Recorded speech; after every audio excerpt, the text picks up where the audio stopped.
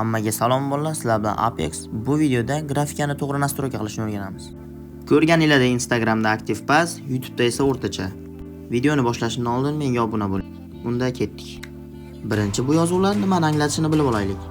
Detalizatsiya shaderov. Bu yorug'lik va soyalarni kuchaytiradi. FPS stabilni bo'lish uchun buni eng pastga qo'yamiz. Keyingisi detalizatsiya tekstura. Devor, yer va xaritani tiniqligini oshiradi. Buni FPS ga ta'siri bor. Buni ham eng pastiga qo'yamiz. Keyingisi detalizatsiya modeli. Bu bizga qurol skinlarini tiniq va personajlarni real qilib ko'rsatishga yordam beradi.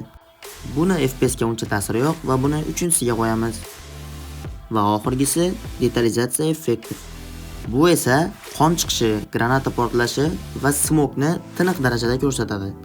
Buni ham eng pastiga qo'yamiz. Pastdagi 3 ta narsa ham xuddi shulardek. Ularni ham o'chirib qo'yamiz.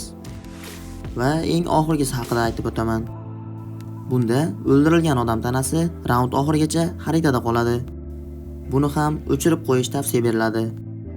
Video foydali bo'lgan bo'lsa, bir dona like va obuna bo'lishni unutmang.